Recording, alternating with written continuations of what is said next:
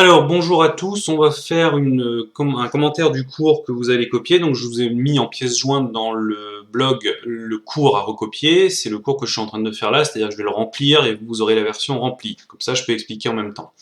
Donc, on en était arrivé dans les équations. Ce que je vous ai donné pour aujourd'hui à faire en travail, ce sont des équations basiques.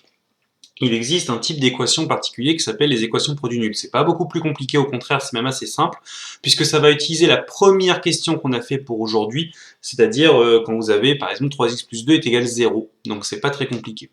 Alors une équation produit nul, ça va être quoi? Une équation produit nul, alors déjà je m'excuse, je vais faire tout à la souris, donc je risque d'être ça risque de pas être beau ce que je vais écrire.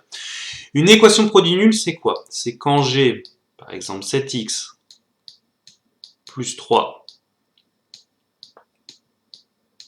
fois 5x moins 2 égale 0. C'est une équation. On a un égal, on a des x à trouver. C'est un produit, puisque là, entre les deux, c'est comme s'il y avait un fois, hein, c'est 7x plus 3 fois 5x moins 2, et c'est nul, parce que c'est égal à 0. Voilà, c'est une équation produit nul. Donc on va essayer de trouver comment on peut résoudre ce genre de choses. Pour résoudre ce genre de choses, c'est simple, on va partir d'une propriété qui dit, imaginez, j'ai deux nombres que je ne connais pas, a fois b, et que je vous dis que ça fait 0. Si a fois b fait 0, alors forcément, il y en a un des deux qui vaut 0. Le seul moyen dans une multiplication d'obtenir 0, c'est d'utiliser 0. 0 fois quelque chose fait 0. Donc soit a vaut 0, 0 fois n'importe quoi ça fait 0, soit b vaut 0, à n'importe quoi fois 0, ça fait 0. Soit, coup de bol, les deux valent 0, parce que 0 fois 0 est égal à 0. Donc on va utiliser ce principe-là. Donc c'est la propriété que je vous fais écrire là en début. Si un produit a au moins un facteur nul, alors ce produit est nul, c'est-à-dire n'importe quoi fois 0 fait 0. Donc a et b désignent deux nombres relatifs. Si a est égal à 0 et b est égal à 0, alors a fois b est égal à 0, forcément. Exemple. Je vous donne cette expression-là. A est égal à 2x moins 4, 5x plus 15. D'accord? Je vous dis que si on prend x est égal à 2, c'est un peu décalé, je me le mets bien, hop. Pour x égale à 2, ici, quand je calcule pour x égale à 2, ça fait 2 fois 2, 4, 4 moins 4, ça fait 0. Donc le premier facteur vaut 0. Ici, j'ai même pas besoin de calculer combien ça fait. En fait, ça fait 25, mais je m'en moque. Pourquoi? Parce que là, ça fait 0, fois n'importe quoi, ça fera 0. Donc forcément, c'est bon. Or, si un produit a au moins un facteur qui est nul, ce produit est nul. Donc on en conclut que ça fera 0 pour x est égal à 2. D'accord? Là, ça fait 0, fois n'importe quoi, ça fait 25, mais on s'en moque. Fois n'importe quoi, ça fait 0. Inversement, si jamais je prends x est égal à moins 3, 5 fois moins 3, ça fait moins 15. Moins 15 plus 15, ça fait 0. Maintenant, c'est lui qui vaut 0. Lui, il vaut moins 10, mais on s'en fout. Il pourrait avoir, je sais pas, moins 40 millions, moins 50 milliards, 70 milliards, on s'en moque. Moi, ce que je veux, c'est que lui fasse 0. Ici, ça fait 0 fois n'importe quoi, donc forcément, le A vaudra 0 aussi, c'est-à-dire tout ça vaut 0. N'importe quoi fois 0 fait 0. Ça, c'est une propriété que vous avez vue au primaire, je crois que vous la voyez en CE1, que n'importe quoi fois 0 fait 0, c'est pour ça qu'on n'apprend pas la table de 0. Cette démonstration, cette propriété est admise. Je vous rappelle ce que ça veut dire, une propriété admise. Ça veut dire qu'on ne va pas la démontrer. On pourrait le faire, c'est pas compliqué, mais on va perdre du temps. Je vous rappelle qu'au collège, vous êtes censé voir à quoi ressemblent des démonstrations et ne pas les apprendre par cœur. On en a déjà vu plusieurs qui étaient assez longues d'ailleurs dans le chapitre trigonométrie, etc.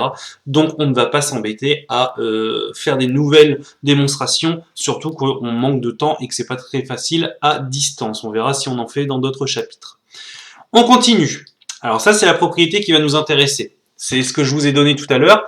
C'est-à-dire que si un produit est nul, alors au moins de ses facteurs est nul. C'est-à-dire que je vous donne deux trucs, A et B, A fois B vaut 0. Et bien dans ce cas-là, c'est que soit A vaut 0, soit B vaut 0, soit les deux. Si ça se trouve, c'est les deux. Tant mieux. Mais voilà. Et c'est grâce à cette propriété-là qu'on va pouvoir résoudre nos exercices. Alors, je modifie un petit peu au passage parce que j'ai modifié en cours de route, mais ça va pas sauvegarder, c'est pas grave. Donc voilà comment ça fonctionne. On veut résoudre ça. Voilà, ça c'est l'énoncé. C'est ce que je vous donnerai comme exercice demain à faire pour vendredi, puisque pour demain, vous allez juste recopier ce cours. 4x moins 12 fois moins 2x moins 4 vaut 0. Je veux trouver là où les solutions, il peut y avoir plusieurs x qui fonctionnent, de ça. Je veux trouver les x tels que, quand je calcule, ça fasse 0. Je vais d'abord être obligé d'écrire une phrase, c'est la propriété. Et c'est là où j'avais modifié, c'est qu'un produit est nul si et seulement... Ah non, c'est bon, ça a modifié. On écrit généralement un produit est nul si et seulement si au moins un de ses facteurs est nul. C'est ça la propriété qu'on écrit. Elle est importante. Pourquoi? Ça veut dire que ça c'est nul si lui vaut 0 ou lui vaut 0. D'accord? Donc vous notez bien avec le si et seulement si, ça vous verrez au lycée, qu'en fait ça veut dire qu'un produit est nul si j'ai ça, mais ça veut dire qu'aussi j'ai ça, si j'ai ça. Ça va dans les deux sens.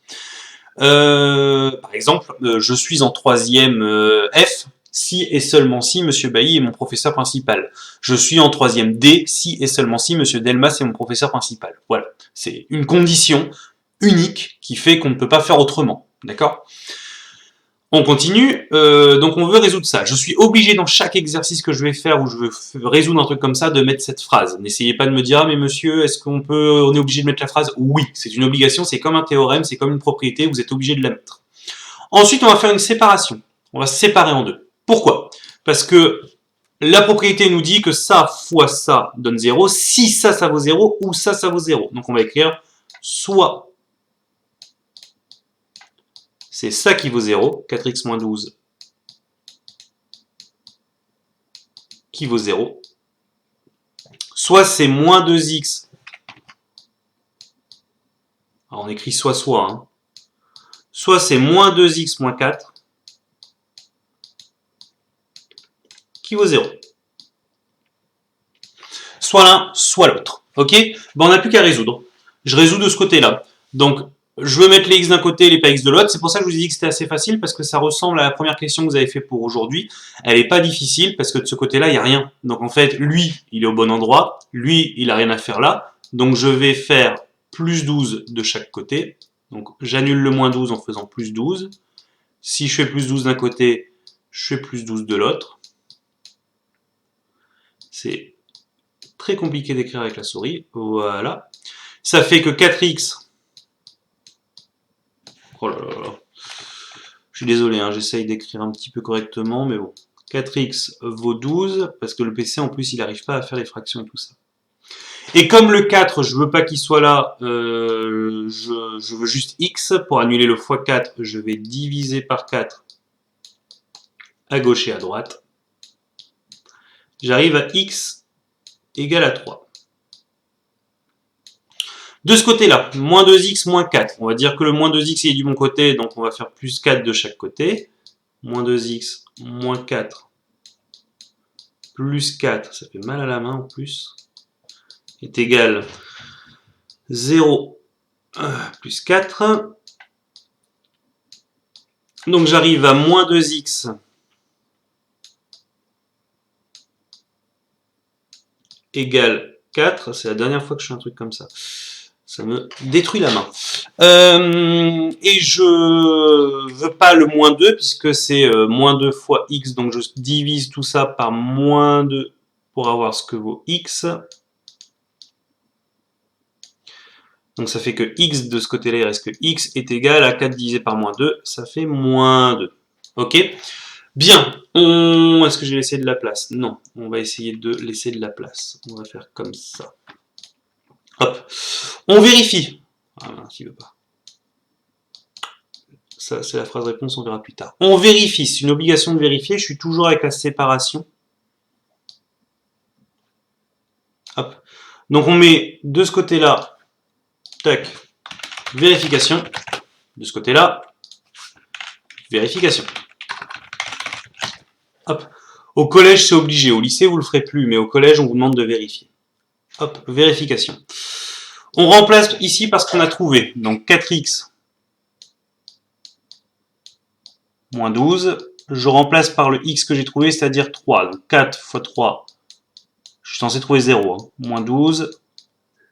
4 fois 3, 12. Moins 12, ça fait bien 0. On est content. De ce côté-là, ça fait moins 2x moins 4. Donc ça fait moins 2 fois moins 2. J'en peux plus. C'est trop pénible. Moins 4, ça fait 4 moins 4, ça fait 0. Voilà. Moins 2x, alors moins 2 fois moins 2, ça fait 4, 4 moins 4, ça fait 0. On a bien vérifié que là on trouve 0, là on trouve 0. Il y a donc deux solutions. X égale 3 et x est égal moins 2, c'est les deux solutions qui fonctionnent. Donc les solutions de cette équation sont, et normalement, on les met, c'est un truc de lycée, donc je vous le fais faire maintenant, c'est une obligation, sinon je vous enlèverai des points. On les met dans l'ordre croissant, c'est-à-dire d'abord le plus petit, c'est x égale moins 2.